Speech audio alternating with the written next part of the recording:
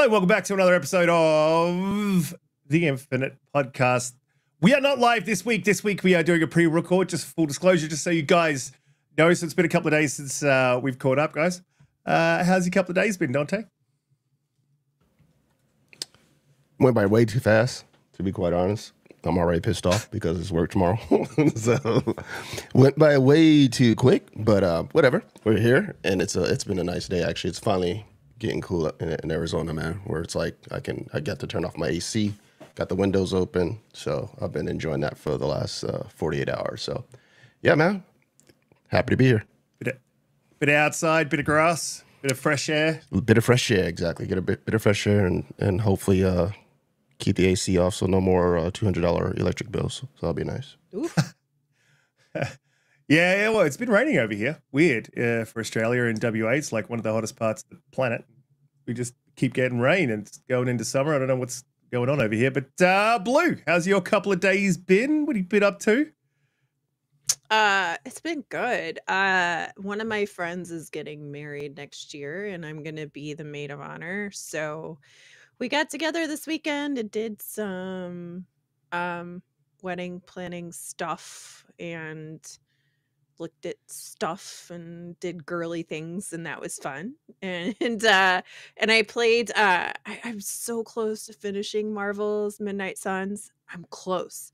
And also I picked up a game I started last week, which is an old game called Industria.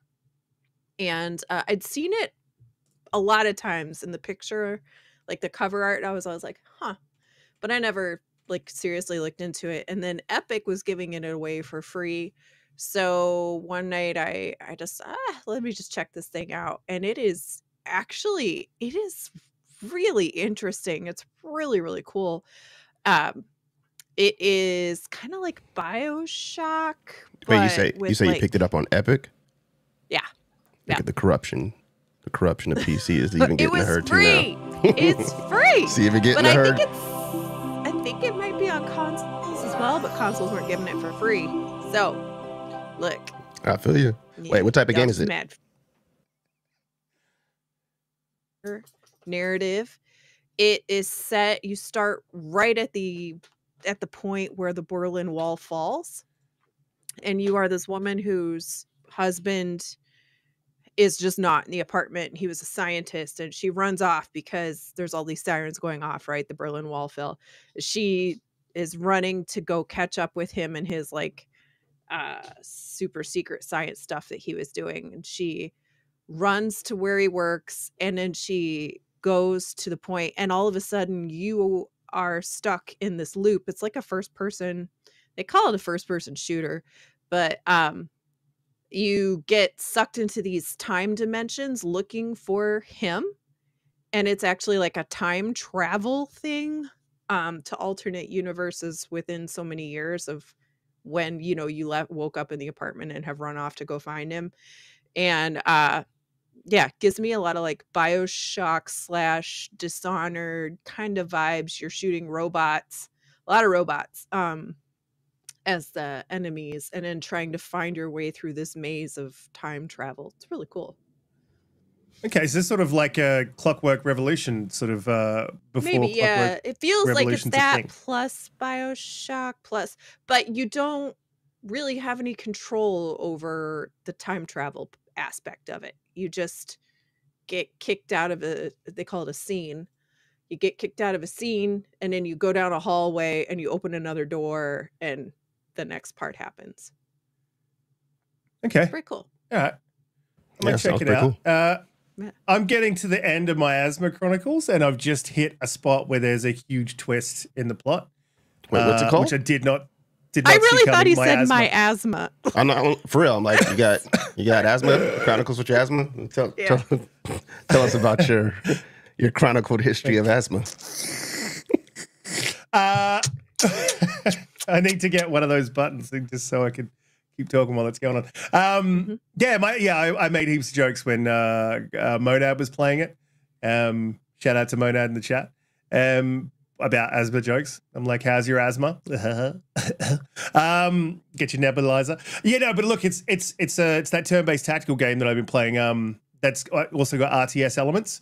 by the guys who made that Mutant Year Zero, which I'm probably going to buy now. I found it on Eniba in the US for 27, whereas it's 50 on Xbox. So I'll probably buy that, VPN that bad boy, and I'll be on to that next because this is it's a great story, really good story, solid gameplay, few glitches with some of the animations, but it is a AA studio, but really, really well done. And I just hit a huge twist. And I was just like, what the? Like, and everything has sort of changed in the game. Like, not the gameplay, but like the story. Everything's different now. And I stopped at that point because I had to go to bed because it's going to be up early for today. But like, I'm pretty keen to jump back into that. But I got packing to do because I'm flying out tomorrow. I got a whole bunch of stuff I got to get done before I can get to it. So after this, I'm going to be racing around the house like a mad thing, trying to get everything done so I can sit down and figure out where this goes. Because I thought the game was going to end. I thought this was the last bit, and it's not. So I'm like, oh, shit. So, yeah, pretty cool. Pretty hyped about that. Looking forward to the Black Ops launch, which I will be away for, and I'll have terrible internet, which is why we do the pre-record. So I'm a little bit disappointed that at the launch, I'll be 2 days out from flying back home, but I will have my Series S with me, so I will give it a crack, and I will try to make sure I've traveled to a place that has good internet, because there's a couple of places I'm starting to figure out that I go to that have decent internet. But they are getting Starlink. Thank you, Elon. So if we get Starlink, then things will be very different. We might be going back to going to live, so that'll be really, really cool as well. Which I always prefer to do this live. I love the chat. Chat's hilarious. I don't get to type much in there, but they're funny as heck. Are you going to so the places that you're going to like every other week, is it like really rural, so it doesn't have really good infrastructure, or what? Yeah. So it's middle of nowhere. So there's sort of like, the way I always describe it to people is if you can think of like a military base without the guns and the artillery and stuff, it's just got mining equipment. So there's basically in WA, there's like these mining camps dotted around all the rural areas. And I'm in a region that we call coastal. I won't say who for, because it's a huge company and there's I'm not allowed to say who they are. And what I do is I travel around to the 6 different places. Some of them are more rural than others. 2 of them are in like towns. But when you think of a town, you can drive through it in like seconds. You know what I mean? Like if you don't slow down, you've breezed past it, and you know. So yeah, we're hopefully getting better internet because the size of the company that we contract to, I expected them to have much better internet to 2024. So I was like, and I looked it up. I was that pissed off about the internet. I was like, are these guys fixing this shit? Because I'm gonna quit. Like I'm quit right now. Because we've gone off on a tangent, but I was like I was trying to load a page, just a normal page that you go into on Safari or on Edge or on Google or whatever. The page literally took me 20 minutes to load, and you know how frustrated you get if it takes more than 5 seconds. Like I was at my peak. Acceptable. Not in 2024. No, in 2024. So I guess we should get into topics. There's been a few things that have happened. Obviously, this is the weeks previous that we never get to talk to on the show. There's always a bunch of topics that I have in there that we never actually get to. So I want to talk about a couple of those. And there's also some stuff with Call of Duty that I want to sort of jump into as well. That if you guys are happy to talk about that. So I guess we'll kick off with that. And the reason that I'm sort of talking about this is because I saw an opinion piece from Video Games Chronicle. Someone commented on that, had a conversation with that person. I feel like there's a bit of what's the word for it? There doesn't seem to be the understanding of what's actually happening with COD going into Game Pass. And the tweet that I put up was, I do believe that Black Ops 6 will grow Game Pass in a big way. I said, however, if the numbers do not reach expectation, Xbox players should expect significant changes to the service. So I got a lot of comments, a fair bit of hate actually, especially from Xbox guys. So to be clear about that, I don't think that Game Pass is unsustainable. I don't think that it's not profitable. I don't think any of those things. I do think it's a revenue stream that part of their business. I don't think it's the sole thing, but there has been a focus on Game Pass, especially in the last couple of years. They've really put that focus down on Game Pass. But I guess what I've been trying to or wanting people to understand, or I want people to understand, is that COD is the biggest game, maybe bigger than GTA 5, maybe not, but maybe you could put it up against GTA 5. It's the biggest regular release we get. In the first 10 days of Modern Warfare 2, they sold enough. They made $1 billion in revenue. In the first 3 days, they made $800 million in revenue from Modern Warfare 2. 3 doesn't count. It was a bit of a release, right? And I feel like Black Ops is going to be one of those releases. And so what I think about this is I definitely going to want to get all you guys to weigh in because there's obviously differing opinions on this across the community. But what I think is this is a litmus test for Xbox. So I think they put this into Game Pass. And the worst case scenario, I think, is that it doesn't move the subscriber needle in any meaningful way.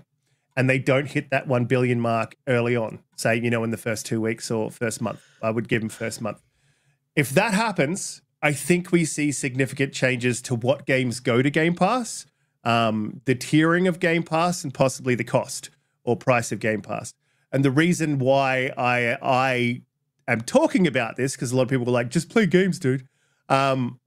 Which I do. And I will put my games played up against anyone. I'll put my hours played up against anyone. I played a lot. But it'll directly affect that service, I think. And if it directly affects the service, it directly affects me as a consumer. So obviously, thinking ahead on this is how I think. I think best case scenario is it moves the needle in a meaningful way for them, which I'm hoping, is anywhere from 2 to 5 million. And they do sell 1 billion. So, hey, they've just boosted their subscribers, made an absolute packet. That's perfect. That means we see COD coming into the service on a regular basis. We see Game Pass still being the focus. We see, them sticking to the strategy. But Microsoft is well known for, if something doesn't work, not bearing it out and making, playing the long game. They're well known for that didn't work, change the strategy right now. And we've seen them do it many times. So I'll kick it over to you guys. Donte, how do you think that I'm completely off on this, or how you feel that the COD going into Game Pass, what do you think it is? It's just that's what they're always going to do, or it's a litmus test, or where are you at? Yeah, I mean, I think for a while it's been stagnant, right? So it's been somewhere in that probably 30 million range, which obviously is not where they want it to be. So them putting it into Game Pass was an effort to obviously grow the service, and so they have numbers and target goals. I don't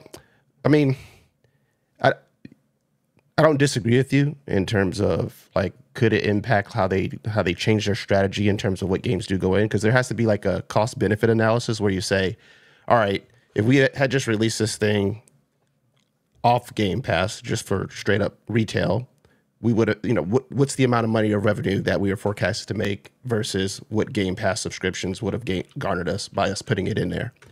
And if those numbers don't match up, obviously you gotta make some changes. To what level of degree that happens though is that to me is it's going to show either if Phil was telling the truth, because he's always said that it was always sustainable and that it was doing just fine, right? So if it doesn't move the needle, I don't know what the number is, but I assume they have some type of a number. If it doesn't move the needle to the point where they're like, oh, well, we got to change up how we're doing Game Pass, then to me that tells me that they weren't telling us the truth as to how it had already been performing. So that would be at least eye-opening, and we'll understand, because they're really, really secretive with their metrics. So that at least would tell us if we do see some major drastic change with Game Pass, the Game Pass model, because of how COD, if it doesn't succeed as much as they wanted to, then we'll at least understand that, okay, so they've been kind of have they been bleeding cash on it for quite some time? I don't think they have, but I mean, at least I think that will be eye-opening. So. But yeah, just I want to believe that it's what they've said, that it's not their main method of consumption. It's one revenue stream, right? And most people would be traditional and still purchase games the way they normally have.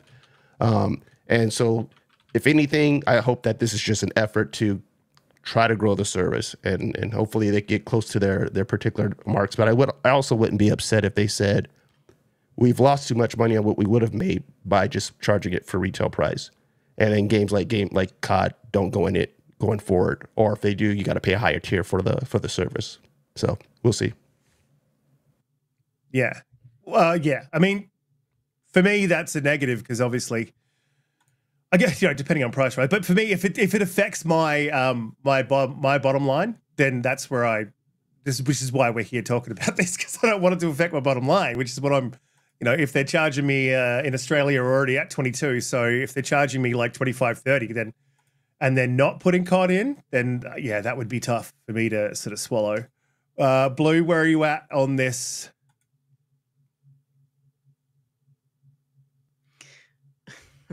So talking about, these internal numbers, we all know that they have business strategies that they have to do, and frankly, like,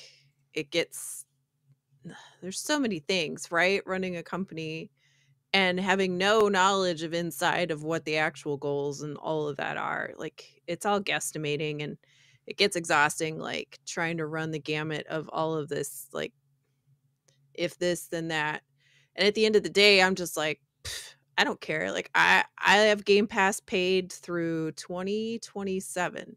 So I'm fine. Like, I am, and I bought Black Ops 6, the Vault Edition full price, because I like Call of Duty and I want to play Call of Duty. So if Call of Duty is never in Game Pass, it doesn't affect me personally because I'm still going to buy the game either way. Of course, I know that that is a very unpopular opinion, because obviously, and I am genuinely excited for the fact that it's going to be in Game Pass, so there are going to be more players. A multiplayer game is always better with more players, period. So that's a great thing. As far as what their numbers are, I don't know. And this is the very first year that it's going to Game Pass. So and to your point, they don't have that regular cadence quite down yet, right? They haven't quite brought the ruckus on why people should have Game Pass. I hear Good Fonz point. talk all the time about how he doesn't necessarily like the games in Game Pass. For him, who he mainly wants to play AAA games, he's like, it's not worth it to me. I don't want to play AA games. I don't want to play indies. He doesn't like those. So for him, he just quits Game Pass and buys the games that work for him. And that's fine. Everybody should do what they want, especially when it's your money and you're spending it, the way you see fit. I enjoy a lot of those AA games. I enjoy a lot of the indies, and they do get AAA games that come in, months later, even a year later, whatever. So for me, I find value in Game Pass, and I also value shop and look for the 3-month codes for Game Pass Ultimate at a discounted rate, and then kind of stack those on my account so I personally don't have that monthly fee.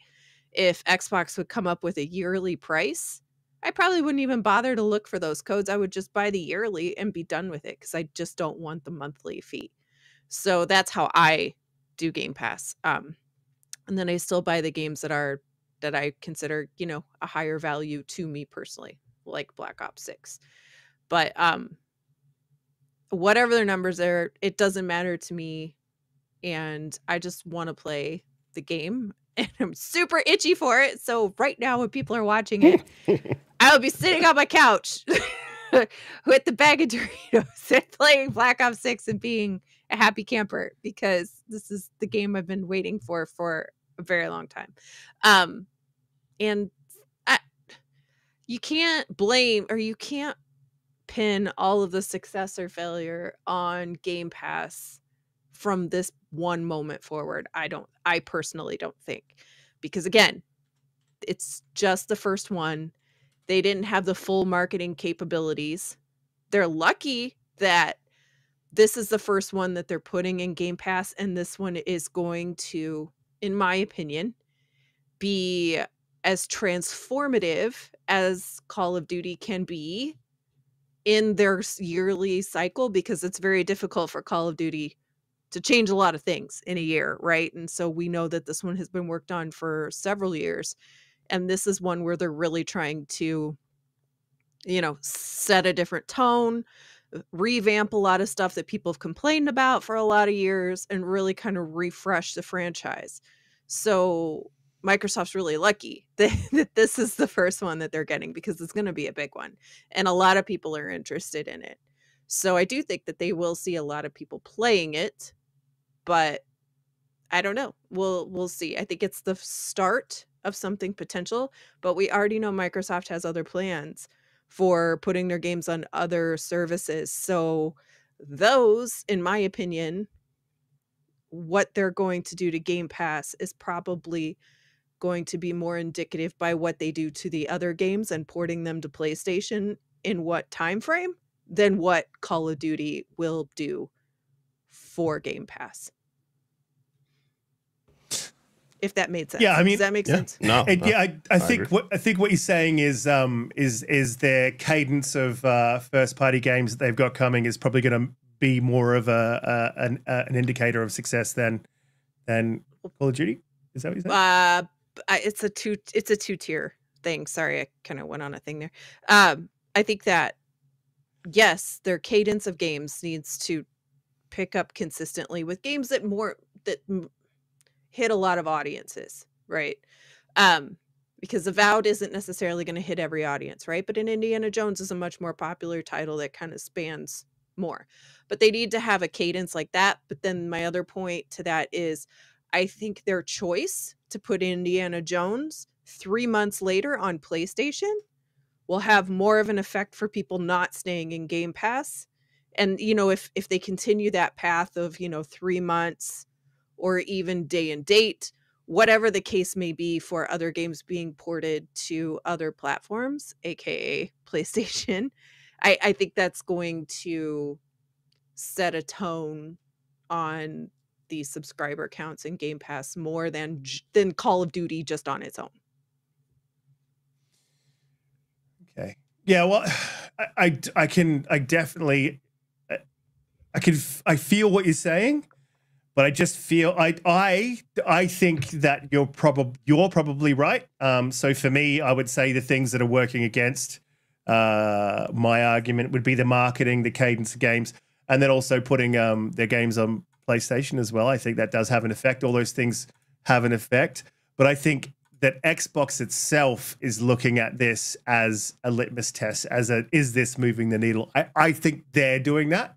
And I agree with you. This is the first time that they've done it, right? So, and they haven't really marketed it like heavily. You see Call of Duty slapped on buses over here. There is Call of Duty slapped on buses, but no Game Pass logo to speak of, where people aren't going to see that advertisement and go, oh, what's this Game Pass thing? I'll look that up, Mm-hmm. Mm-hmm. No, I do think they put themselves in a hole. Like, I think probably the Xbox portion of Microsoft, because they went after ABK, right? And so I think the Xbox, speaking out of turn here, but probably I think the Xbox corporate structure knows that, moving the needle isn't one game dependent, right? It's a whole host of things. But explaining that to a larger corporate structure when you've just made this large of a purchase, they're going to be looking at this game, right? Because they know the revenue from this game. So Yeah. That's another internal issue. Yeah, and I think their only concern with this is just simply hoping that Game Pass doesn't cannibalize sales for, if they would have put it at retail. But I don't think they're going to care if they still have $1 billion in sales, right? Between either people who are purchasing on PC and PlayStation versus I subscribed and bought and subbed to Game Pass on Xbox or PC. I don't think they're going to care, right? They're only going to care is if it doesn't sell as well as they anticipate, and Game Pass numbers don't hit anywhere near to what they were expecting. They might get a little bit of boost because it must be PC that they're targeting, because if they really, I think they have this feeling that the entrenched PlayStation fans are just where they're at, right? They're not going to purchase a separate console, especially just to play one game. Right. So if they're playing full price, I don't think they care. As long as it still basically is really, really successful, and it keeps Game Pass healthy. I think that's the key thing, where it has to be healthy. kind of circling back to what you guys mentioned about cadence, like you got to have at least one high-end game release once per quarter. So you should have at least 4 throughout the year, and 1 per quarter, one coming from one of your first-party teams that is hitting Game Pass, that is quality, that's giving those people like Fonz a reason to say, this is why I will stay subscribed to it, because there's a high-quality game that's AAA hitting at least once per quarter. I think that's fair. That offering along with third-party options and then some great AA games, I think that would be fair. But for me, like I'm just speaking for someone like Fonz. For me, I think it's still valuable. And I think they put a lot of great games in there. But I can understand someone wanting to say, "Hey, I want to see more of your first-party AAA," and you got to get your cadence right, which means you got to get production right. So until studios figure that part out, which seems like COVID broke everybody, I don't. Maybe we see something coming around this corner if Indiana Jones releases like it's supposed to, and then we got caught, the Indiana Jones at the end of the year. And if something happens by, between January and March where nothing moves its date, and we got, something within the first quarter, second quarter, then I think we're on the proper path for them to truly show, like, this is why we bought all these studios, and this is why we think Game Pass is a great value. So, yeah, look, I can absolutely get you go. Sorry, one more thing too with the one thing I think that they've been kind of doing a little bit on the side to show extra value in Game Pass is they've been doing the perks, right? And some of the perks that they've had are in-game perks. They've actually had like ownership of game perks, and then they've had movies, right? Right now you can own the original Saw if you just go into your perks, right? Because it's Halloween. They have Saw, the movie, in your perks. You can go and claim it, and now it's yours. It's in your library, all that stuff. And I think a lot of people forget to check the perks. that would be me. Yeah. Yeah. So, wait, where are the perks? Me too. Where are the perks? They're right on the front page, like on the home screen. They're in the in the tray. Not on the mobile. In the bottom. On Xbox, on the dashboard. Yeah, okay. On the dashboard. Damn it! I am guilty. I have not been a person. Yeah, paying attention to perks. And you should, right? Because they've had some apps in there as well, like 60-day subscriptions to different apps, like Spotify. They've had Discord Nitro. They've had Calm, which is, I don't know what that is, but it's a sleep things app. like that. Okay, yep. And then they, for a while, they had some other like anime subscription service or something like that. So I think another way that they can help combat, maybe the idea of having to spend so much money, right, to get some of these bigger AA's to keep people like Fonz is to maybe sort of promote those perks a little more, maybe get some perks that might appeal a little bit more to people that aren't necessarily as interested in those AA or indie games that they're putting in, or even offer COD points or some in-game currencies or something like that are largely popular multiplayer online games, which they do. Like Fallout 76, I get free stuff for like free in-game stuff. Yeah. And they do it for it's great. And they do it for some I don't other think they'll games do that too. with COD. I don't think they'll do that with COD, specifically because of the whole court case and the whole we're saying that everyone gets the same experience. Maybe points, but like anything else, I don't think they do. Yeah, that's fine. But I'm just saying like that's another way to sort of keep people engaged, is look at the games that they can maybe get some of those in-game currency things and bring those in and add those to the perks for people who don't want to go and play indies, right?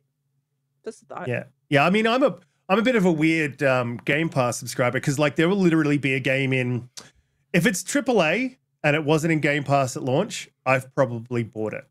So Mass Effect Legendary Edition, bought it. Damn it, I missed that one. Mafia, I played it. All that stuff, I've probably bought it. So looking at it, if I look at it and really think about it, is Game Pass, and I do play some of those indies, like Donut County, bought it.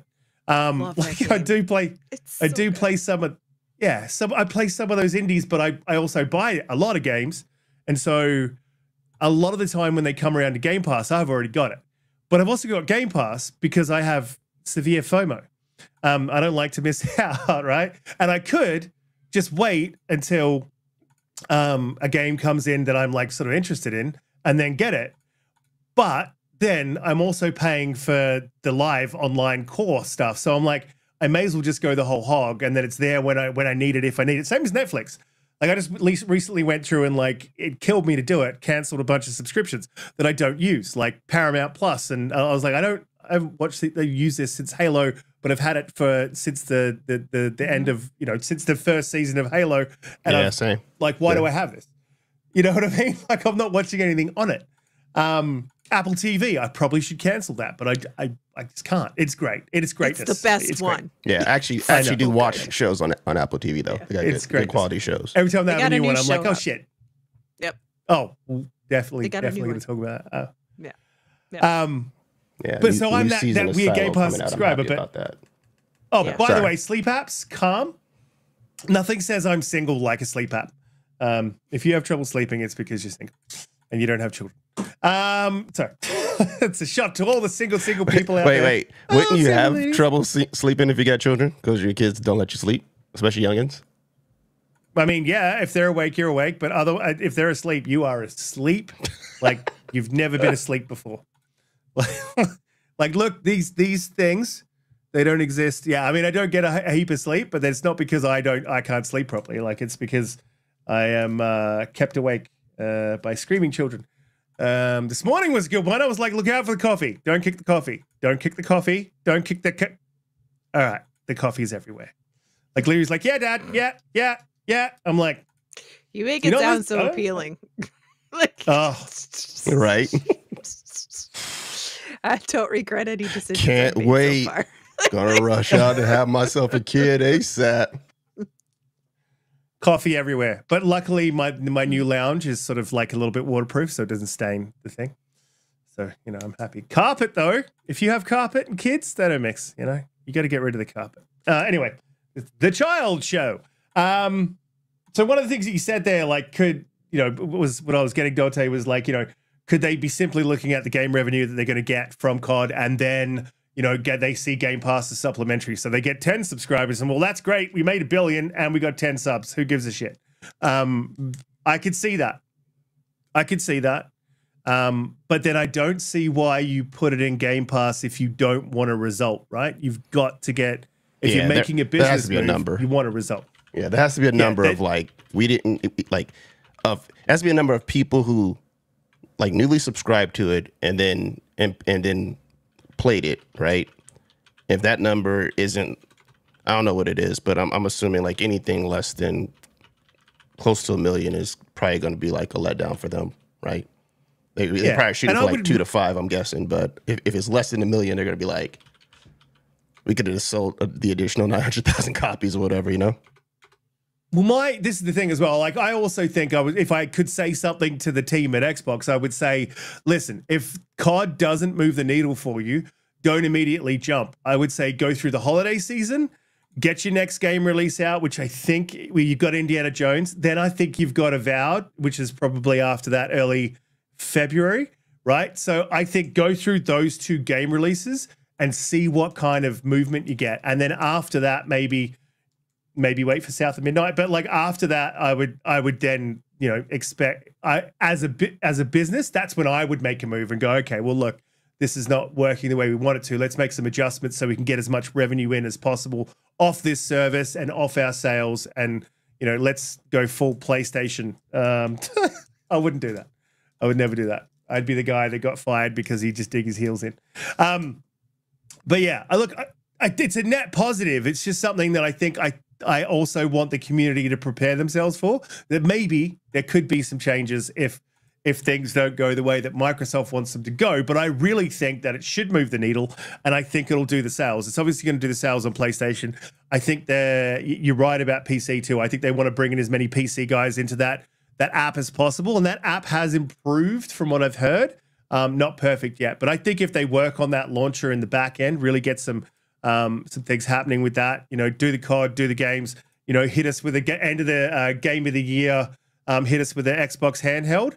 I think you really see a lot of movement. Xbox handheld bundled with Game Pass, COD, Indiana Jones, Avowed. You do that stuff, I think you're going to really see some uptick, and we're going to start talking some real positive news. Their storefront is really like their Achilles heel when it comes to their plans of what they want to do with Game Pass on PC, because like you know, most people are going to be like, especially for something like COD, someone's probably just going to say, I'll just buy it through Steam or something like that, right? Which Xbox is like, whatever you're purchasing, you're buying it. But like, if you want people to, if you're trying to wean some people off of Steam, because Epic can tell you, right, in their experience with it, like your storefront and your launcher has to be on point, and they've never been able to get it there, like to the point where people are raving about it. I've never heard someone sit there and say, "Oh, the Windows launcher store is really awesome." So, but COD's a unique one though, because, well, first of all, the other problem with PC Game Pass is the fact that the games have issues compared to the Steam version. Like, yeah, that's a huge problem. Especially you mean in terms of performance? Like they perform worse? They don't perform as well on the PC Game Pass or PC Windows Store as they do through Steam. It's a problem. Like an actual. Yeah, how do you have that problem being a software company? I don't understand how that. You're a software company. Kate can tell you, but I don't know. Problem? Yeah. But, oh man. But then also, what do you do with BattleNet? Like, I don't know. But there's just, you know, there's a lot of stuff that has to be worked out. But yeah, I mean, if I were them, I would combine BattleNet and just like take all the best features, rebuild a whole new launcher in the back end. Rebuild a whole new launcher in the back end and then relaunch, you know, a new thing, feature complete. This is the thing. I think if you're gonna beat Steam, if you're gonna win some people over, you need to have all the features that Steam have. Your games need to run as good, if not better, and then you also need to have a few extra features that Steam doesn't have. How you do that, I don't know, but like that's sort of how I would see a path to success with their PC launcher. You know, at the very least, have the same features and your games running as good as Steam has them. So my only point with that is the fact that if you are one of those hardcore Call of Duty players and you know that PC game that the PC Game Pass version is going to have performance issues compared to the Steam version, yeah, you're just going to buy. You're just going to pay full price and buy the Steam version. Mm-hmm. Yeah. Yeah, because performance being the key Number thing. one. Yes, yes. Yeah, if you're losing, if your KD's going down because of performance, you're not going to be a happy camper.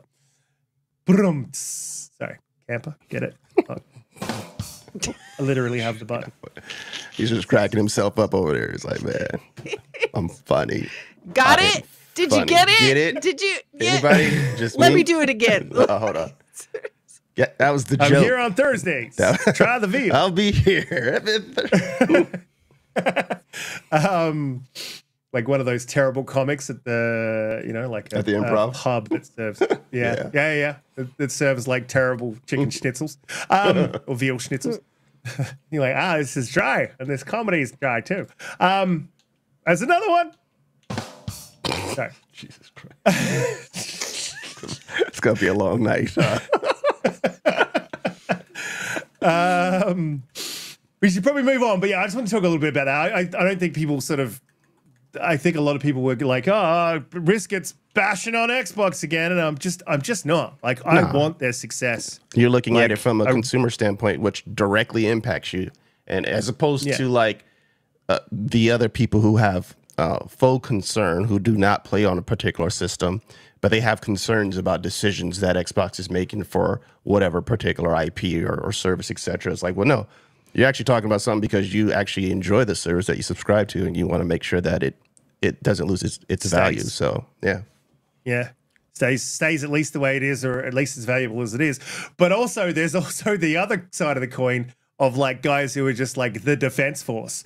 and they think you said, like, I said something, and this dude came in with like 3 different, he's like, you're saying it's not sustainable? You're saying this, and Phil's already said this, and I'm like, I did not say any of that, like none of that. And I didn't mean that. And he's like, you were intimate. You were intimating. I'm like, I wasn't intimating that. I didn't say that. Like, I need to get a Slurpee thing. That'll be the thing I do after the show. I'm going to get it like a Slurpee sound every time you do it. Oh, yeah. It's good to see you staying hydrated there. Do it. Do it. Do it. Oh, I'm going to get that one too. Do it. Do it. Look, Holly, you now love Halo. Biggest fan ever because you played multiplayer once. So we're definitely going to talk about that. She sighed. So excited. So some news came out about Halo's Battle Royale. Certain developer from Certain Affinity posted on LinkedIn. He said, I led a large team of designers working on a cancelled Battle Royale mode for Halo. I believe this product could have been a game changer for the franchise. We love playing it. Working on it was a fantastic experience in spite of its cancellation. Really disappointing that I guess the first thing that I went is like, oh, they canceled it, because what I was hoping that they would do would go like, cool, what we'll do instead of using this in this iteration in Halo Infinite, we'll take this, we'll put it into UE5, and then we'll stick it on the next iteration, and we'll have a battle royale as well as your multiplayer arena, as well as your big team battle, and as well as your campaign. That would be a fully fleshed out experience. That's sort of what I was hoping. We knew that. Like, do you think they would have been working out of Slipspace though? Yeah. You think they were? Well, there was rumors that it was in UE5 too, so that's a good point. What I'm saying. I'm wondering if they were already using, so it's kind of like, if anything, like, why not still keep it and somehow try to weave it into whatever, like, since you're moving to UE5, like, keep it and then kind of work it in later. I don't know. It just seems like if they were playing it like that, that means that it was pretty far in development. So how much money did you just basically blow on that? That's what always boggles my mind with, like, even like factions, right? Like, you spent years working on that, right? Yeah. Everybody knew you were making this thing. And I mean, like, that's how payroll. bad Millions of bad dollars. could it be, right? That you decide to just scrap it. Like, I don't know. I mean, I'm all for Halo getting a battle royale. Have its own flair, have its own spin on whatever it is. It shouldn't just be a copy and paste of the other ones. Maybe that's what it was, and they decided it wasn't, the right tone for them or something. I'm not sure, but that does suck because they could have really used something like that. Oh yeah, like what sucks too is like. Sorry, my bad. I was going to say, like, what sucks is like, if they were liking it, don't you kind of get like at least a test audience out there to be like, like you have a beta and to find out if it was going to be successful, to find out people were like, yeah, this is actually pretty fire. So how do you either they're just saying that because they made it, but the people who were testing it weren't giving Xbox the feedback that they need to say, yes, go forward with this. Or it's kind of like, that would suck if it really, really was a great experience that we will never ever get to see. Yeah, I mean, devs do say a lot of shit, right? Just because they do. They're like, oh, this is the best thing since sliced bread. This is going to be fantastic. 68,000 times the detail. Sorry, Todd. All that sort of stuff. I know you love Fallout 76, but it's trash. It's trash. Holly? It's great. Yes, it is. Shut your cake hole. Who was making this for them? Certain Affinity? Certain Affinity. Yeah, they're getting acquired apparently as well. So the other thing that could very well have happened is they gave them this to work on, assumed that they were off doing whatever, right, on the path that they thought. And we know that 343 had some internal transitions, quite a few, right, in staffing. And maybe this kind of got pushed to the side or kind of forgotten about and thinking, oh, don't worry, they got it, it'll be fine. And then they check in and they're like, oh, this is not at all what we wanted. maybe it was too late, right? Assets are built or maps are built, and to restart or to get it back to maybe what the current, the current leads are at the studio. Maybe they just thought it's too much. We'd have to go back and redo too much. You never know. Yeah. Or I mean, I just don't think I don't think if you have like a winner, left you hanging, right? I don't think if you have something that like, this is fire, and we think would be a really great entry or something to kind of like shake up and be a good thing for Halo. That I just don't see how you shelve it if it was really fire. Mm-hmm. Well, I agree, but also that we've seen them shelve like lots of stuff. That's another one. It's a callback to the 90s. We've seen them shelve like heaps of different games iterations across not just Microsoft, but like all developers. But like also, if it's bad, you've got. That sounded very California, didn't it? If it's bad, if it's bad, Tell you've us got. How you really feel, Riskit. Oh my god. Oh my god.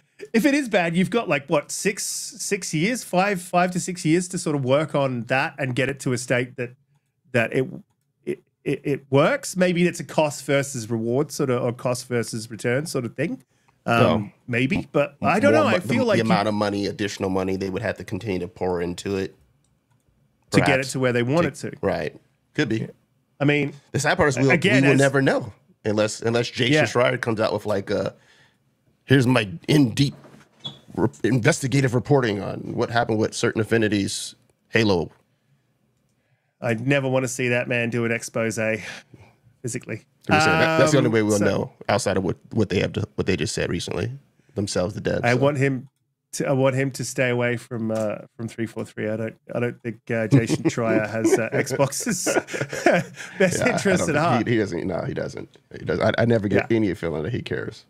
If they were to go under, he'd probably be happy about it.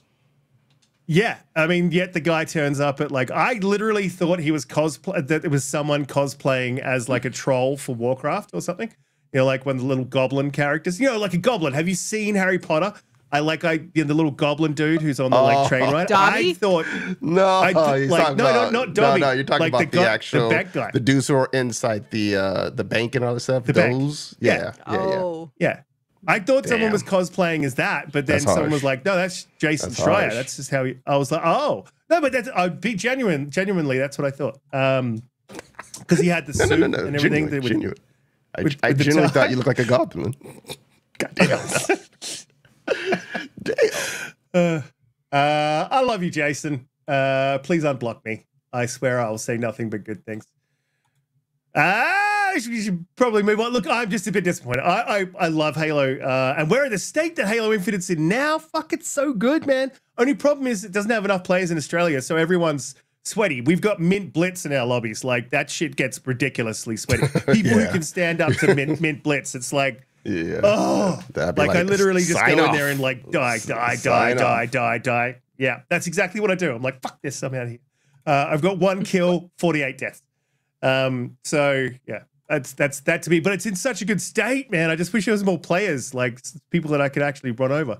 It'd be great. We'll move on to the next topic. Look, I want to talk about Stalker because Red last show he said, like, can you talk more about Stalker? As well as there's been some pretty positive reviews.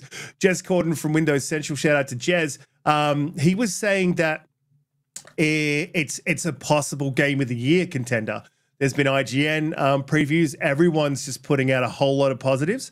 And I did get to play a half an hour of this. And so let me get the negatives out of the way just real quickly. And what I played was a preview build. So, and I think this is, look, one of the negatives is it's one of those games that you'd say save often because it's not an easy game, right? So, you get to a bit and you haven't saved, you're like, God damn it.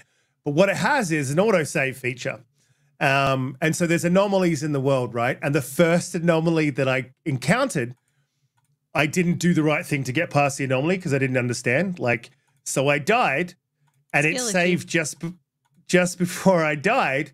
And then I ended up in like a death feedback loop where I was like literally spawn and then move a second, die, spawn, move a second, die, spawn. And I was like just getting real frustrated. And the developer was like, he came over and he's like, dude, you're going to need to just go back to the start. I'm like, I am not going back to the start. All right. It's not happening. So I went back one save, which was still in the death feedback loop, but it gave me the milliseconds. What It is gave happening? It gave me the milliseconds I needed to get through that section, so I moved on. So I probably lost about 10 minutes of my 30-minute playtime in that section. And I want to ruin it for anyone, so be careful about how I say this. So there's it's No spoilers. It's not fully open world, I don't think. I only played into the first section. I think it was probably going to open up more. But after I got through that section with the anomaly, and then I moved through the sort of a linear section, I ended up in semi-open world with an objective to do. It doesn't hold your hand, right? It gives you an idea. I also didn't listen to the story at the start because I want to be in my house chilling out and watch all that cutscenes and understand what's going on. So that obviously put me at a disadvantage because I think in those cutscenes, it gives you an idea of what you're supposed to do. I didn't really know what to do. So I just went around exploring and I ran into a couple of NPCs. They're really difficult. The AI is actually pretty smart and messes with you. The world is sort of dark and foreboding. And where I sort of came to at the end of it, and I just got to the objective that you're supposed to get to, where I came to at the end of it was it sort of feels like a New Vegas with a much tighter combat than, say, Fallout 4. So it has a Fallout-esque sort of feel to it, that apocalyptic first-person sort of thing with really cool NPCs, the couple that I talked to.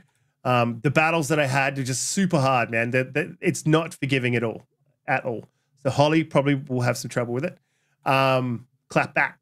Damn, you'll take that, Holly. You'll take that.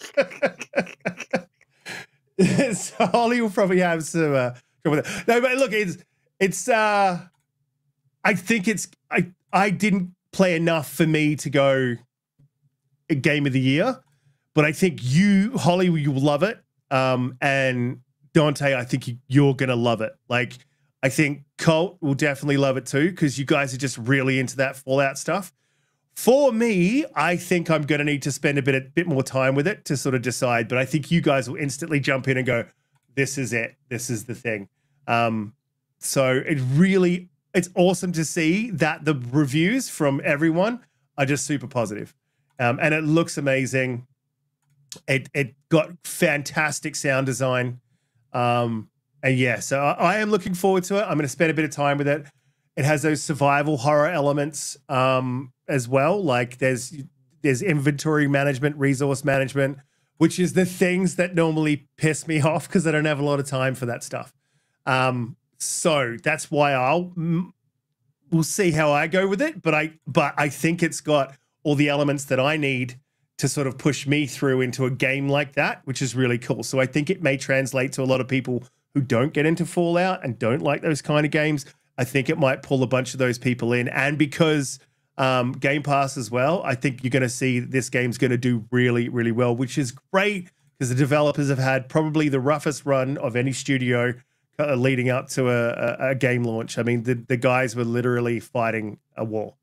So if it does as well as I think it's going to do, I think I'd be really super happy for GCS or GSC, whatever they are. GSC. Holly? GSC? Yeah, so Yeah. a couple things. First of all, it's coming out November 20th. So what really stinks, I mean, it's arbitrary and it doesn't Game Awards don't really I don't know how much effect they actually have on sales, those kinds of things. It's certainly nice for artists to be able to receive an acknowledgement, right, for their hard work. But this is coming right after the cutoff for the Keeleys, like a week or two after. So it won't be eligible for this year. And then what happens next year? People will be like, wait, what?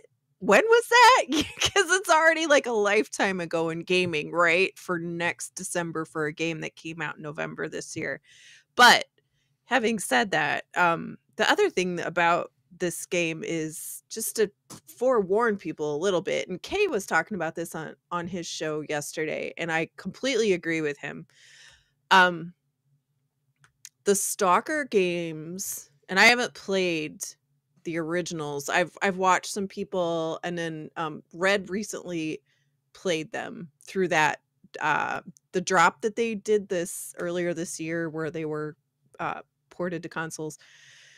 And they are extremely difficult games, and they are not games that are drop in and they're shooty and you go and like No. Shooty. very slow. They're very calculated. They're very methodical, and they're unforgiving. So they're like Metro, but probably even less. They're more it's more of a simulation Correct. than it is a Yeah. So Metro, you really probably what it run felt into like. you run into enemies probably more frequently with Metro than you would with Stalker. But when you do run into enemies in Stalker, it's much more detrimental to you, right? So I just don't want anybody. I'm a little hesitant that people are getting like all excited about like, oh, Stalker's gonna be amazing, and I think it will be. But if you're expecting it to be a certain kind of game, They need to curb their ideas to what the you just need how to the gameplay would be. understand. Yes, Yeah. it's very, very much more survival than Gotcha. it is, Yeah. go out, scavenge, shoot, kill, and then go back to your HUD or whatever, right? Is it almost like is it pick your battles carefully, or like you gotta you're playing your battles like you don't want to always engage? That's not the right response, right? Gotcha. Yeah. So I was going to say you almost, and like I got the feeling because I didn't play long enough, but I could tell that there's going to be times where you just don't want to get into combat. Like you're like, maybe you've run out of med packs, whatever. If you're going into a fight, you need to be prepared for it. You need to have, your bandages to heal broken bones. You need to have med packs. You need to have all that specific type of stuff for you to get into a battle. And if you're not prepared for it, you probably want to be avoiding it. And I did get my ass kicked a couple of times. Like I had to go back and I was like, okay, I see what's going on here. Mm-hmm. So yeah, it's a simulation, not an arcadey type game. So that's what Kay was talking about yesterday too, is he was just kind of pointing out, like, he's like, people are getting really excited for it, and they should be, but I think there's going to be a very interesting reaction to the game after it does come out, because people aren't understanding the type of game that Stalker really is, right? So that will lead to probably a lot of mixed feelings about it, but not necessarily because of the game itself, but just because of people's expectations. So well, yeah, but I guess when it comes to games like this that have that simulations, it's all about how they handle their systems. And I had the dev because I look like a complete spastic. And I had I was in that death feedback loop. The dev was like, this guy's going to need some help. Actually, he had a Ukrainian accent. This guy is going to need some help. He looks like an idiot. So he was like over my so he was over my shoulder for most of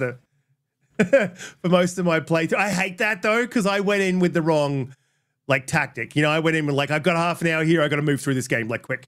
So that's what I did, and it just got me into trouble. Whereas you need to take your time, be methodical, have a look around, approach things tactically, think, all that sort of stuff. It's just not that type of game where you're running through. So that was my problem. If the devs are watching, which they probably aren't, I'm not an idiot. I just took the wrong approach. But he was over my shoulder, and with the resource management stuff, he was like, oh, if you want to do this, do this. So there's quick, on controller, there's quick tap buttons to manage your resources when you're in that screen for the UI, and clever. If you want all of your medipacks to be in one section and all your weapons here and all this, that, and all it, there's an organize button which will just organize it for you and stuff. So there's some really good stuff with the UI that they've done. So to make it, not make it painful. Not like Bethesda, Todd, where everything just sits in a list. Didn't like it. I love Todd. Todd's great. Yeah, I mean, it's like Stalker 1, but it's just that whole, it's got that, they've sort of beefed up everything from graphics to managing the resource. They learned from that game. That game had some legs, right?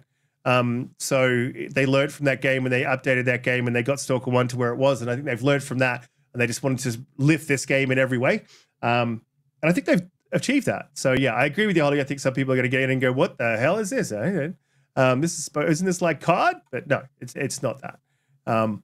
And it's good to have a game like this on Xbox. I don't think we have many. Mostly all we get is Fallout, and I'm not the biggest fan. I don't get into Fallout. I never really have. So, well, and even Fallout is much more lighthearted in the survival aspect and the fighting aspect than I think Stalker is. You know, like Fallout's yeah. The combat more forgiving, more forgiving. That's what I mean. Yeah. Fallout.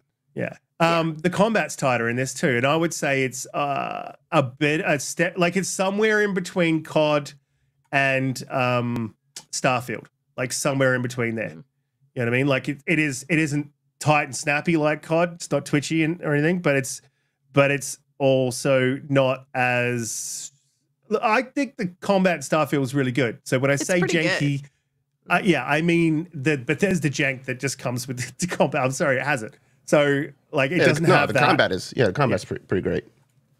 Yeah, so it's somewhere in between those two. So it's good. It's good. It's not simulation in the way that you would play. Is it better than like Pub? Armor? Yeah, I think so. Okay. Oh, I haven't played Pub since way back, dude. So I don't know if they've tightened that up or where that's at. But better than I think Pub was. Yeah, Pub was janky as shit. Yeah. Initially, I mean intentionally janky, but it's janky where it made it like obviously harder to if you're not traditional arcadey type shooting mechanics, obviously. So if it's better than that, because like if you're gonna have like that, if your combat's really visceral or very not going the route of being arcadey, right? And if it has like this type of what's the word I'm searching for? I can't use my words. But anyway, you got to make sure that like at least what you do have then it's going to feel really, really satisfying once you understand it, right? So like as you do take down enemies and you learn how to, if you're scavenging or crafting weapons or whatever, that the kills and stuff are satisfying.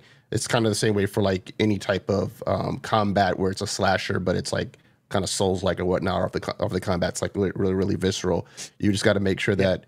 Yeah, sure, you might die quite a bit, but if you do, once you start understanding and it clicks, basically it gives you like that kind of endorphin rush. So I'm hoping that at least it nails that, because that can make up for, for people who are going to run into it and say, man, this is really, really hard.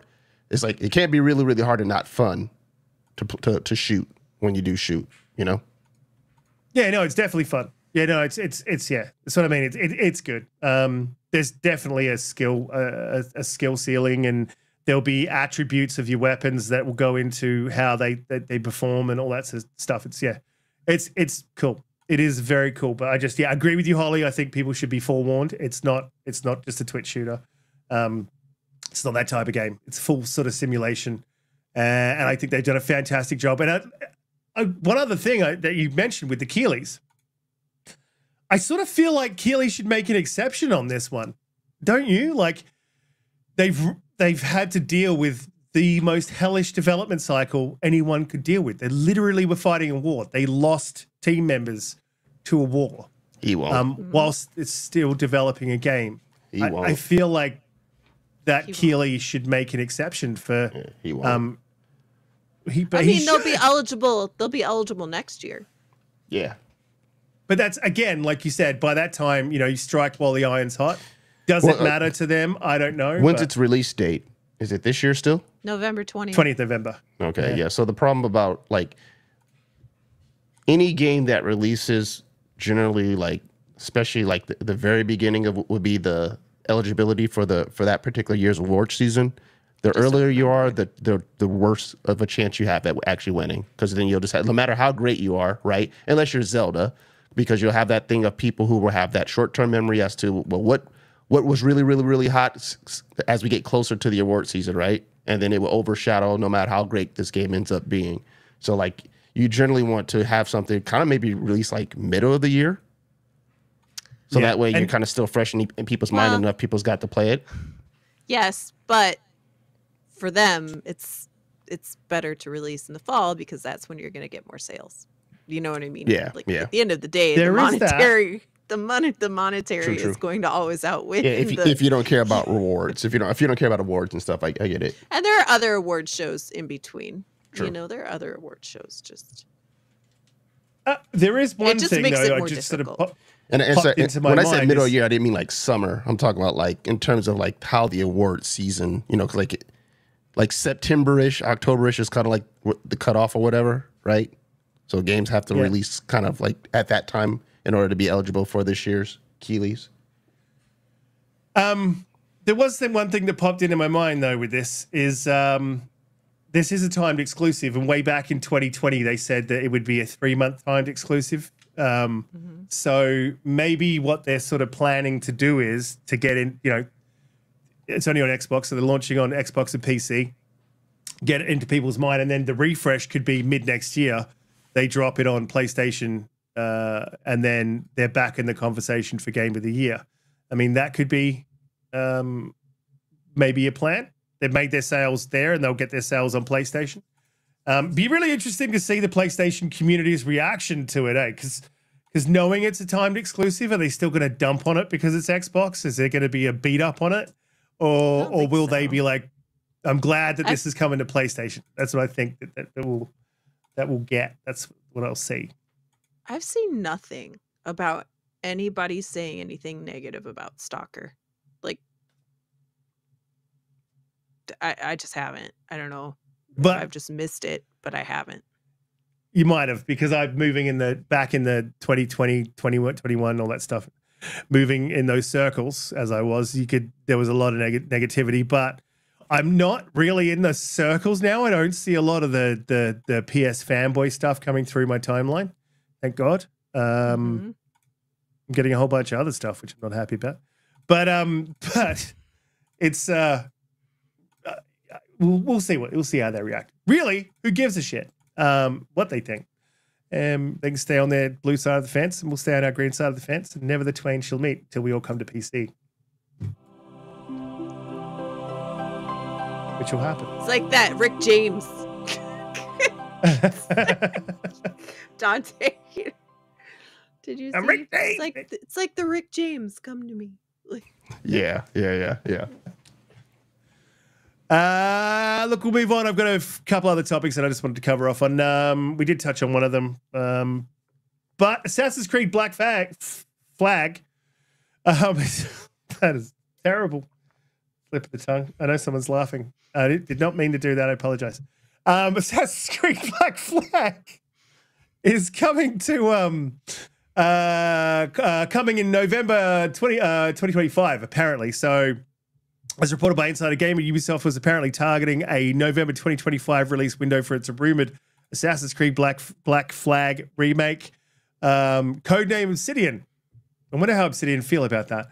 Before delaying Assassin's Creed Shadows last month, which has reportedly affected the Assassin's Creed launch pipeline. It was apparently due to launch alongside codename Invictus, a Fall Guys-like multiplayer Assassin's Creed game, although it's unclear whether both of these games will now arrive in November 2025. Why are they making a Fall Guys? Oh my God.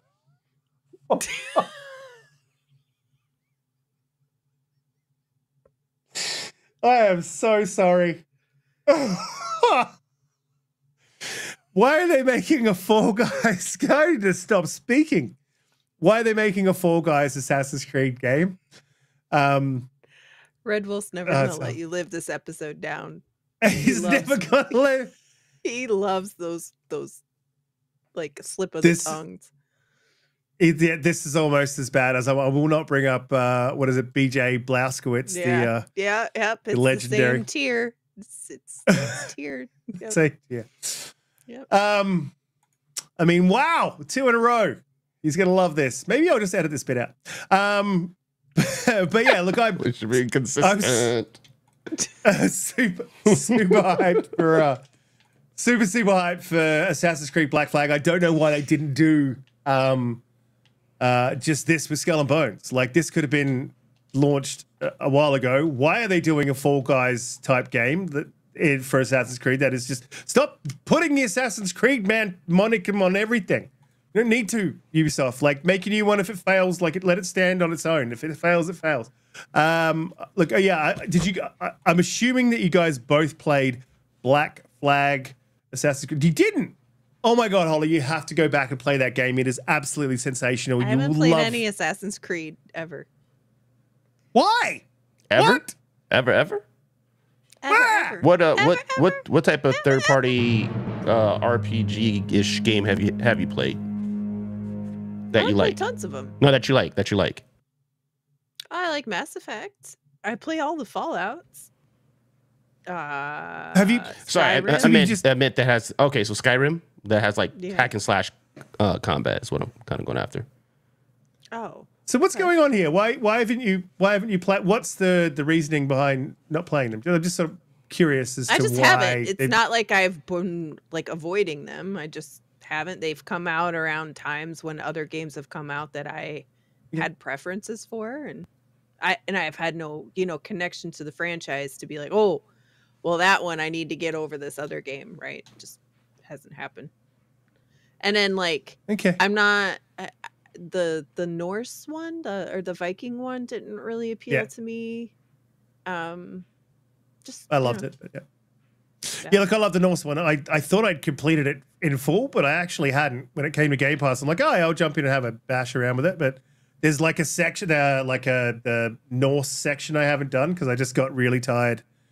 It's a big game. But Black Flag was the perfect size, the perfect gameplay. It was graphically stunning. Like, that was the Ubisoft peak, man. Like, I don't know whether to say go back and play it now or wait for I suppose wait for the remaster, remake, whatever. But it was so good. Like, I love that. I can't wait for that release. And I hope it hasn't pushed back. I hope that their Shadows bullshit hasn't pushed back Splinter Cell, or that they need to just launch those, man. But maybe flip them around. Bring wait to the back end of the year and bring Assassin's Creed Black Flag, then do Shadows or whatever, or slip in Splinter Cell. Like, where's that game, man?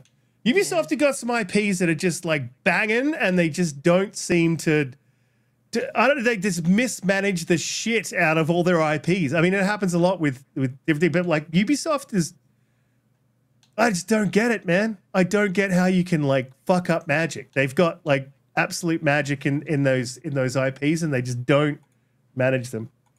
Disappointing to see. Donte, you've played Black Flag, right? Nope. Fraud over here.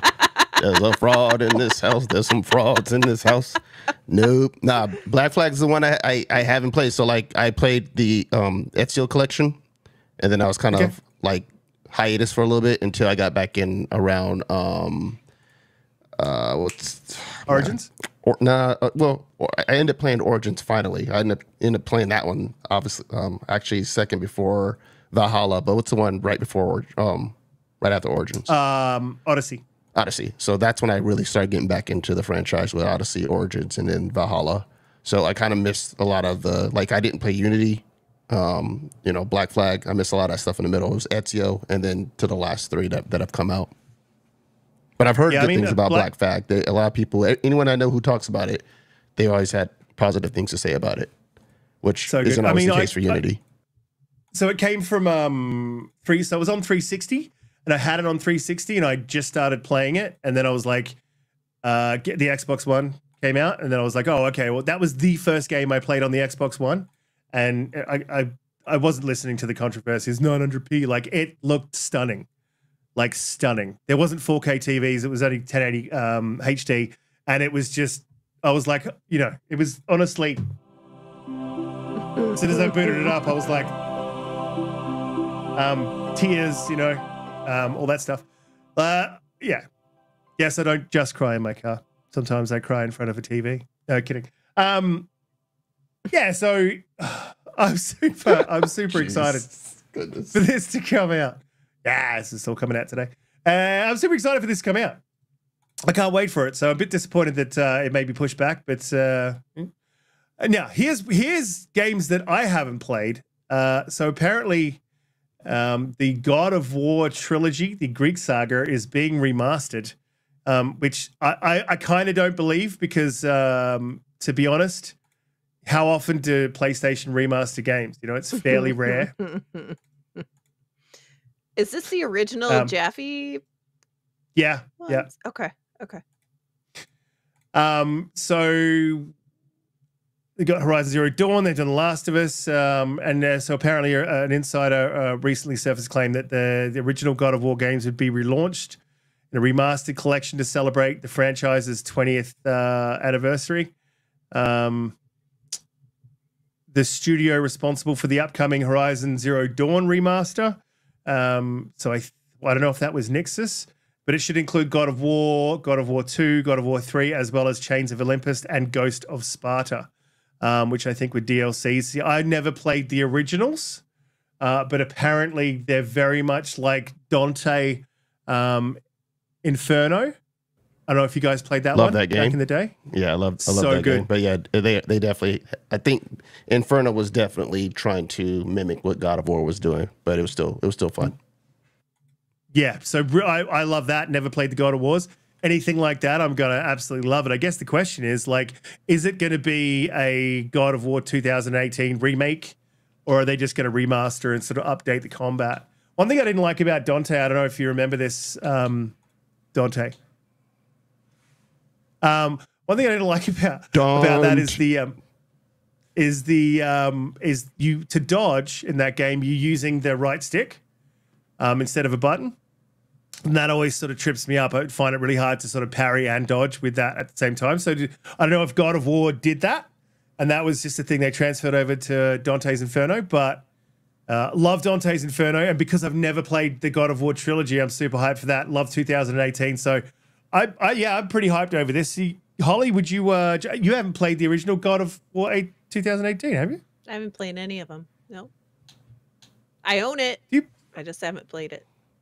You got to boot. I mean, that's another one. Holly's the queen of buying things and never using them. She's like, I just like collecting them. They're like bodies. I just like collect my precious. I just, honestly, with God of War, the commercials and hearing him scream "boy" all the time put me off so much that I just thought I can't listen to that for hours. So I just never really got over that to start it. I'm sure they're fantastic. I am 100% sure if I start it, I will very much enjoy myself and really like it. But yeah, sometimes you just gotta do that. That's in my head, Like, I'm eventually gonna do that with The Witcher. Scream that with The Witcher 3. I'm eventually just gonna play it. Yes. As opposed to just looking at it in my catalog and hearing everybody tell me how great it is. Yep.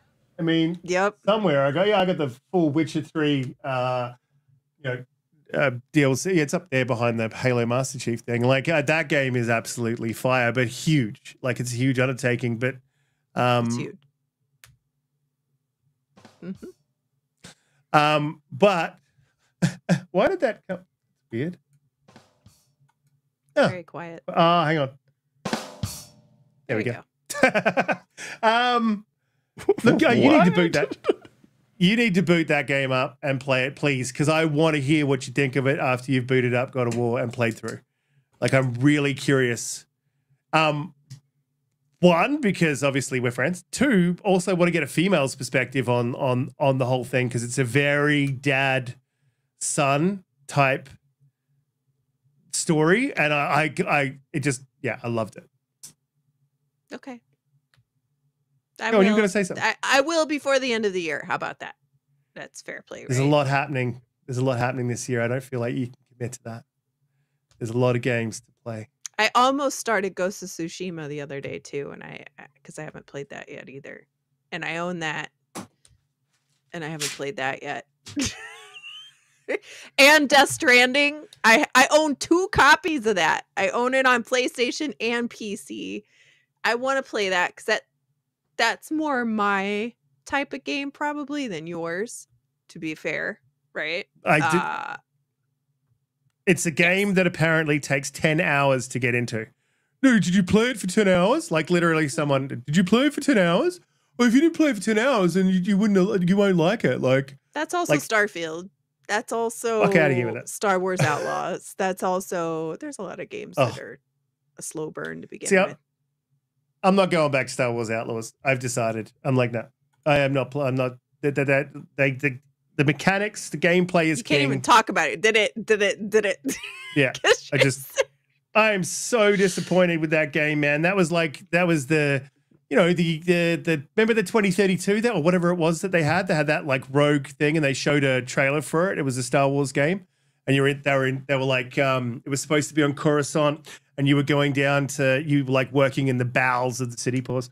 And like, but the trailer was you going down this sort of lift, or it was a ship going down into the planet, and then they had like a sort of a fight on the ship, and I was like super hyped. We saw one trailer at an E3, and then it was cancelled, and then I was like, oh, and then there was the other one that was the Amy Hennig, that was supposed to be the spiritual successor, and I was like, oh, so hyped for that. Yes, cancelled. And then Ubisoft released this pile of horse shit. I'm sorry, it is a pile of horse shit. Like and not for any of the reasons that everyone's complained about, like all that stupid discourse. Like, she's ugly. I don't give a fuck what she looks like. I don't see her face most of the time. She's facing the other way. Just give me good hair physics. But it could have been great, and it was just so mid. What did they do? Like, the guys who are from the studio that made The Division just fucked it up. That actually I'm like, no, I am not supporting that game. You got $18 out of me so I could check it out. That's all you get. You ain't getting nothing else. Ubisoft, get your shit together, man. That was my rant. Sorry. Yeah, definitely you need to boot up 2018. Check it out. I don't know if you're going to have time yet this year to commit to that game, but at least boot it up and check it out and see if you can play through the first, say, hour. And if you are not liking the first hour, you won't like the rest of the game. Like that first hour, you're going to like it. But God of War, for me, I would love to check out the trilogy. I'm not going to buy the old one and play it. I'll wait to see if the remaster is true, probably through 2025. We don't get any information on it, then I'll probably buy and check out the previous God of Wars. But it's just very hack and slashy. There wasn't much heart to it, where in 2018 there was a lot of heart to that story. So, well, from what I've seen, you know, it's your typical 360, PS3, PS2 type era games. They're like, I've killed my family. Now I'm going to murder more people. Type thing. Donte, how you feeling about this remaster, remake? Indifferent. Okay. I mean, for real, indifferent. Like, if they're at some point, man, it's just kind of like. Remember, Donte doesn't like any games that were made before like 2015, right? Nah. Well, you know what I mean. We just had this conversation the other day about, you're like, no, like it was some of the retro stuff. Well, this would be very retro, bad. Right? Yeah, but I'm talking about like super retro, like like 16-bit looking. Yeah, exactly. So like I like, you know, I like pretty graphics. Yeah, but I don't care too much about this. Like, cool, you know, if is it just like putting pretty graphics on the older games, and are they doing like giving them the Resident Evil treatment? Yeah, is it a remake or a remaster? I would imagine it's a remaster, just because of the sheer. What the dude's saying is they're remastering, just or like they're doing Legacy the of trilogy, Kain, right? Right. That's just a remaster. It's not a remake. Again, another miss. Who came up with that idea? Like, let's just remaster it. That will make some money. I mean, is that a gauging interest thing or what? I didn't get that. I'm like, everyone's been wanting Legacy of Kain to be remade. You know, and what you come out with is like a 2-bit, well, not 2-bit, but like a half-assed remaster that really, if you've played the first one, you're not getting any more value out of like the remaster of it. Why wouldn't you remake the game, give it the full Resident Evil 2? Like, what they did, it's like cash grab. A miss. Yeah, but it's but it's like they're allergic to money, because that would make, if they invested more and like made a remake, everyone would just be diving on that. Like same with Dino Crisis. Like shit, you do those games that people have been begging you for say with PlayStation with the Souls game the Bloodborne. Like do those games. Remake those games. Stop remaking The Last of Us again and again. At this point, and again. Bloodborne could even use a remastered. Yeah, I think that's when they should redo. I think that's what, because either that or you're actually making a sequel, because I think fans of that have been asking for it for quite some time. So I think that's one where like, oh, that one completely makes sense. The God of War stuff is kind of like, all right, cool, I guess, but it's like that can't be your strategy. Is just constantly banking on nostalgia and revamping it. I mean, clearly it seems like it is a strategy, but it's kind of like at some point, get some new IP out there, right? Build some new IP, some new characters that your fan base can get excited about. Or what I'm saying? Like, I get it's risky, but at the same time, it's kind of like that's the point of this.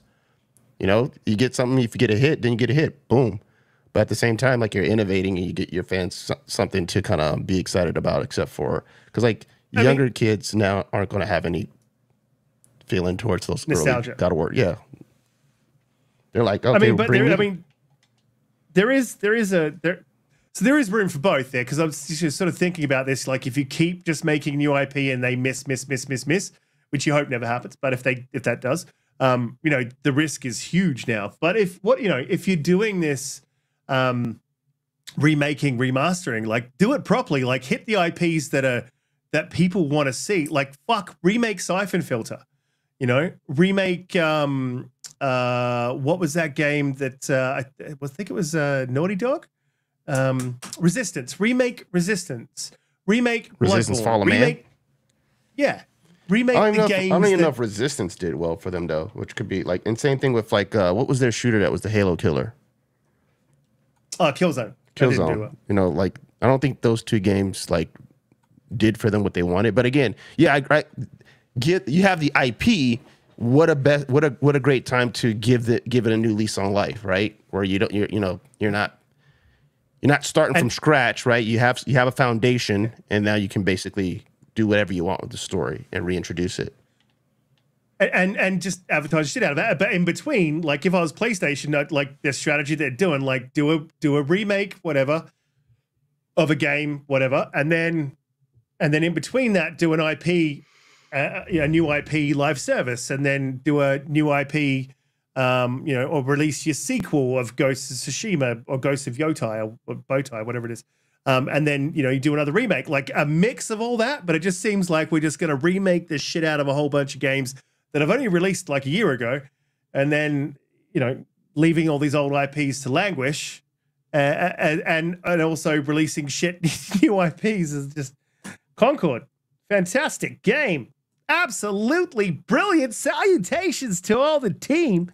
Here you go. But I mean, like, what was that? Like, the mechanics of Concord was so solid. They had like an awesome team making it. Like, I can't remember where the guys are from, but they're from great pedigree.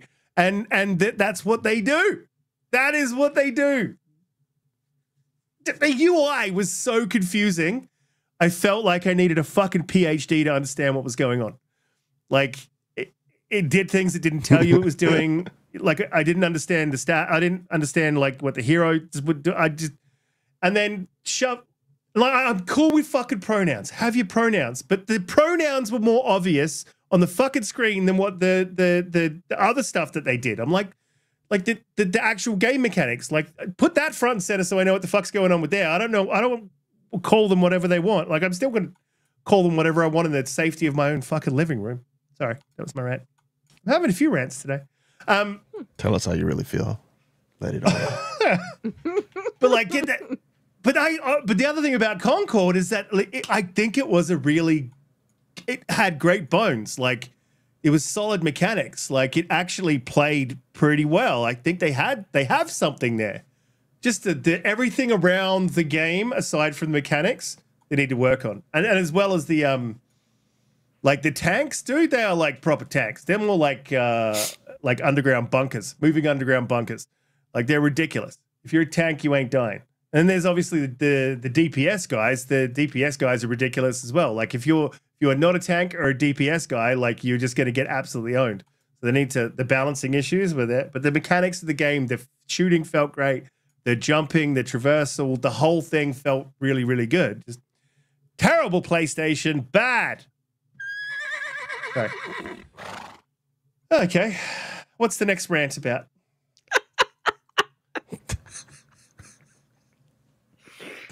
This is like Riskit's therapy session. This is my therapy session today. It should be, I gotta get off my chest, man. Just get it all So out. $700 for a console, am I right? Yeah, right? Am I right? Oh, man.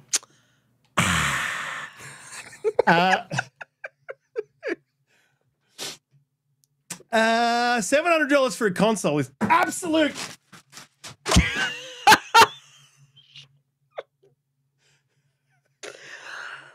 Oh gosh. No, I think $700 for a console is fine. I'll pay like thousands if the thing's got a 4090 in it, whatever. As long as it's not a PC, I can still be a purist. I don't care. Let's move on to the next thing. Exclusives. Why Xbox? No. So Lord. So one thing I sort of noticed, and I'll share this screen up because it's not really an article, just sort of something that we've sort of been talking about, everyone sort of knows about, and has been a thing for a while. So just looking at Game Pass, the latest sort of games releasing. For me, looking at this list, I was very much like, if you look at this, we've got Ultimate, Cloud,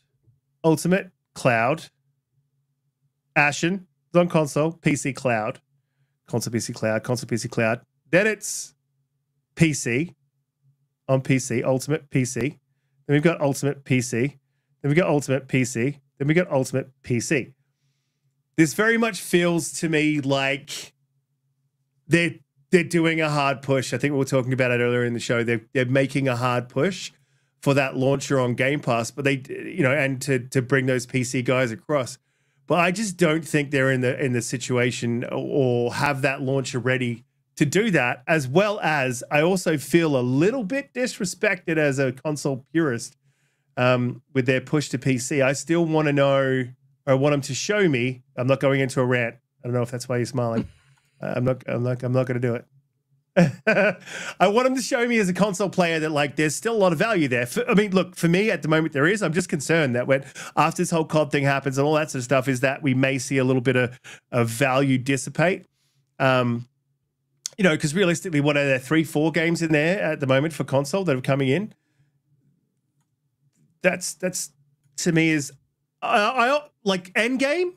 Let's see the amalgamation of the platforms, and I think we might see that going into the next gen. I really hope that if they're not bringing Steam to the console, which is what we've heard is happening, but if they don't do that, at least amalgamating those two platforms so that your PC and your console are the same. So if you're releasing StarCraft on the PC Game Pass, it's coming to console. All that sort of stuff. How do you guys? I know you guys both own PCs. Donte, I feel like you play more on Xbox. Blue, I'm not sure about you. Oh, yeah. He's starting to put me in that box. I don't sit here and talk about my super PC, blah, blah, blah. I only play on PC because I'm better, blah, blah, blah. Unlike our missing host here tonight who slept through the show. Well, no. He's out because remember his tooth was messed up. His tooth, yeah. Oh, yeah. okay. He woke up and he was like in a lot of pain. So he's like, I can't really talk. So, but he actually hit me up. I just didn't say anything earlier. My apologies. Well, I can still you blame didn't his say PC somehow. It's okay. Oh yeah, he hit me up too. Yeah, he hit me up too. Yeah, I was going to say at the end of the show, because I didn't say at the start of the show that obviously Umbra didn't make it this, but I didn't know why. But now, yeah, I sort of figured it might have something to do with his tooth. Yeah, it sucks when you get a swollen Teeth hurt real bad. Yeah. enamel. Yeah, so Blue, talk to me. Are you happy about this push for PC?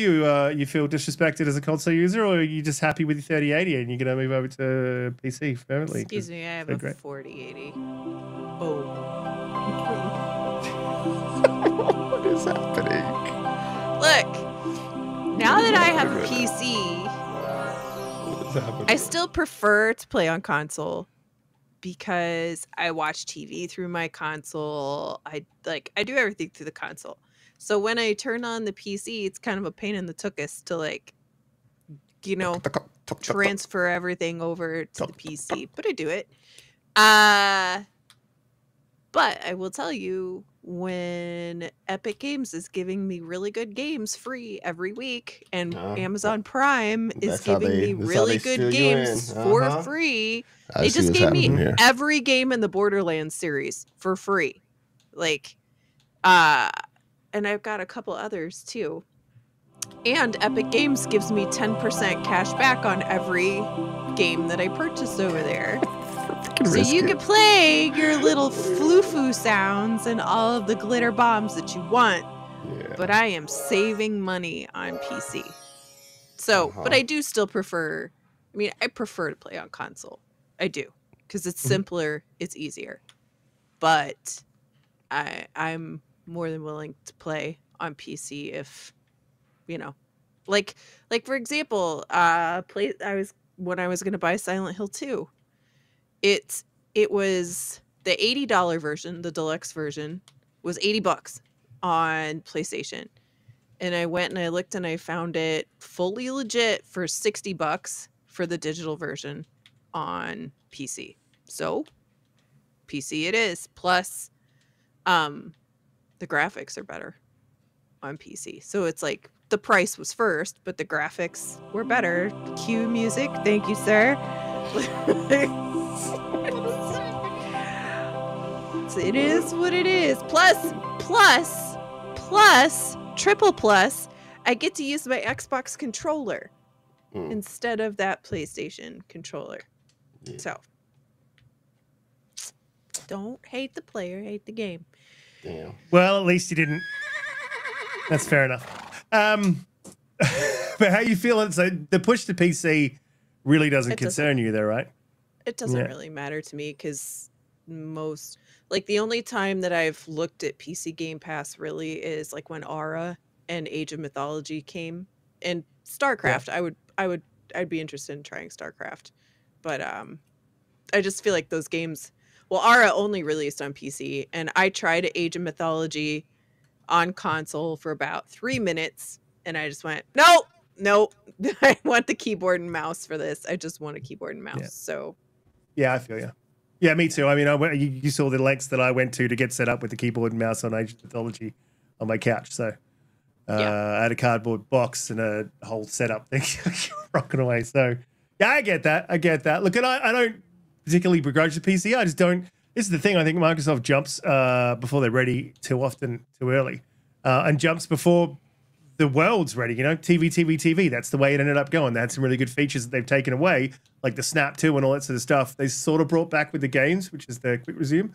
But the Snap, where you could have a little window and all that sort of stuff, that all happens now on phones and other places. Yeah. I think they're legitimately they're almost always legitimately right in what they're doing. It's just the timing is always a little either too soon or too late, right? Like the Windows phones were arguably still the best phones. They were too late, right? So it's kind of one or the other. They never seem to hit the timing right. And all that stuff. When they had Netflix on 360, everyone loved that, and everyone was like, "Cool, we're using that through the 360. We're loving that." And then they were like, "Oh, everyone loved that. They don't love games anymore. Let's focus." It's just sometimes the way they do things is a little bit off, but they genuinely have pushed this industry forward like crazy. So I think PC for them just everything I hear about that launcher is not on point. Like, it's like the Windows Phone. They need to, sort of, I think, take back Battle.net, take back their launcher, get it together. Obviously, don't take them down. Get it together behind the scenes, rebuild a whole new thing, relaunch that and say, hey, this is what we're doing. It's a whole new thing. Redo a whole new UI, man. Like, they didn't do that for the Xbox Series X when they launched. Rebuild a whole new UI. I think launch with the new console, a new PC launcher, and do it all at once. It's like, hey, we've got a new console, we got this, and for you PC guys, we got this. And like, I think that would be an absolutely fantastic move. Maybe they're doing that in the background. Don't know, Donte. How do you sort of feel about the push towards into PC Game Pass? The push into that world. Are they ready? Do you feel? Damn it! There you guys go. Do you feel disrespected as a console main? No, I mean it's their growth opportunity, right? Right now they know that they're still fighting the battle and sadly losing the battle when it comes to console war with PlayStation, right? In terms of trying to get some of their players to actually switch over. It's still in the mind's eye of like the average consumer when they think of a console, it's get a PS5, right? They're still battling that. So they're just doing what any company would do, and they're saying, okay, where's our opportunity for growth? And PC is the opportunity because they're not beholden to they don't care about, I buy this because everyone else talks about PlayStation. They're like, I play the games, they're on PC, I can play with pretty much whatever I want except for, console exclusives, right? So I'm not mad about it. I just don't want to be forgotten in the process. So it's just more like, I understand what you guys got to do. This is your opportunity to basically have growth and to show why you purchased these particular studios and spend all this money. And I get that. But also don't forget about the people who have been purchasing your console since day one. Like, we don't want to be forgotten in the process of doing so. So it's kind of like I want them to properly balance it, right? Do your hard push, but at the same time, make sure that we still have good, compelling hardware for those of us who still are going to be here. So they do need to make a hard push. Hard push. Yeah, I totally. Yeah, absolutely. I think, but also maybe that's how they are seeing it. But where I feel like sometimes people being a bit hyperbolic about it, like maybe myself getting a little bit worried that, hey, they're sort of moving away from the console. But I think sometimes they need to show a little bit more love just to reassure us console mains and originals that, hey, we're still looking after you guys. I think they do. They bring us. We get a lot of stuff, I think, out of Game Pass, but also there is a concern in the back of my mind. Also maybe the people around me constantly trying to get me to move to PC. Just gets me to push back even harder.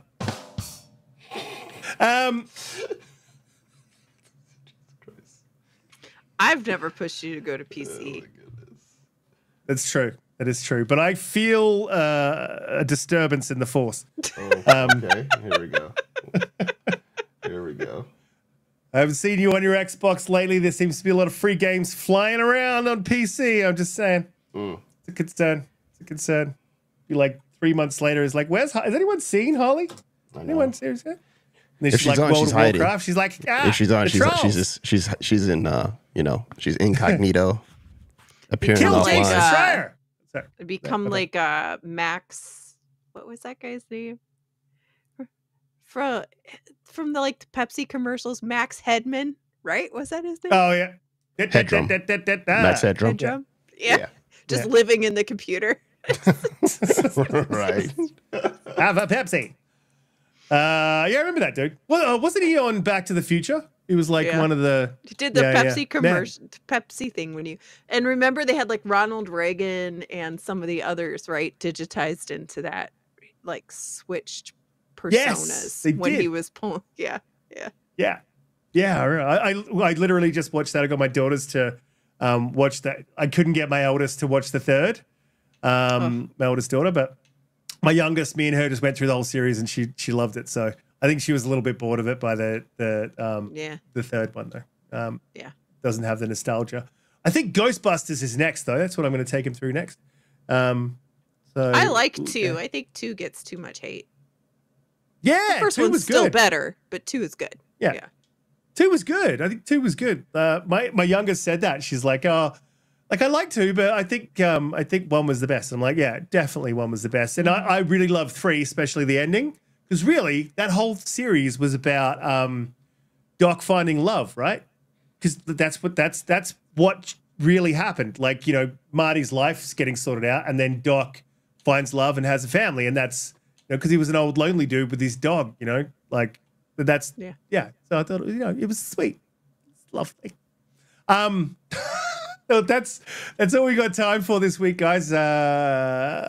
We've gone through quite a few topics, so it's good. We always have this sort of every week where we don't catch up on all the topics, and I do want to do some legacy sort of topics, or topics that we had a few of those tonight, but that everyone Legacy, sort of talks about throughout the thing. But wow, what a good term, Yeah. legacy. great term. Co-opting caveats.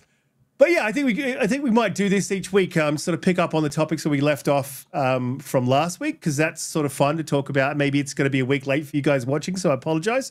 But it's still fun to talk about, and for us, and then maybe throw in a couple of evergreens. I think, or legacy topics. Legacy.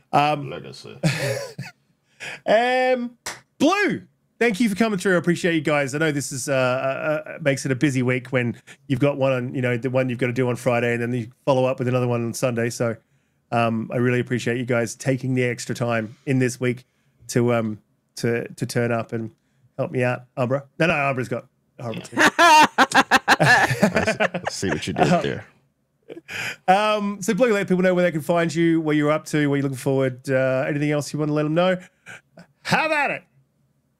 Yeah, that blue number amongst all of the Halloween decorations. And then of course, just 2 seconds of coinage. There's one. Oh. There's the other. I don't have the third one yet. This is the front of all 3. Camera. Anyway, you get the idea. Ben Kenobi 2020 on Twitter, also my account as well. I'll just repost his stuff. So we're doing a giveaway on Twitter, and also the podcasts that we normally partner with, like Boom and Ains, and then some others. We'll be giving some coins away. So, and then also Tuesday nights on Red Wolf's channel for the Renegade Realm podcast. That's it. Yeah, hopefully we'll be giving away some coins here as well on the Infinite podcast. Yeah. Yep. Donte. And if you want to find those links, head down in the description. I didn't add the fan art channel last week because I've been absolutely super busy through the weekend, but I will make sure it's down in the description of both those shows. Yeah. Okay. So anyone can... Donte? Huh? Donte, what's happening over there? Let people know where they can find you and what you're up to. And just talking smack. Catch me. What am I doing? Catch me here on Fridays. Catch me online, Twitter X, Blue Sky, Donte J Booty. And yeah, catch you guys next time. No, because it's everybody in the chat. Oh wait, there's no chat. You guys have been but they will be in the chat, and they will be amazing because they literally are like, shout out to funny, the chat. Hilarious. And this was this was an interesting show. I had a couple of really weird rants that I must have some pent up rage deep inside. I don't know what happened. Good but chat, the chat, folks. You guys that watched, absolutely amazing. Donte, again, thank you for coming through. Blue, thank you for coming through. I know it makes it a busy week. If you want to find any one of the panel members or Ben's fan art channel and Donte's Boozy Box Office podcast and Blue's Renegade Realm, it's not hers, it's Red's, but she turns up occasionally. Podcast, you can head down the links, click the links, descriptions, and stuff. So we will catch you all next week. Salutations. Have a fantastic day. Thank you for coming through. Peace.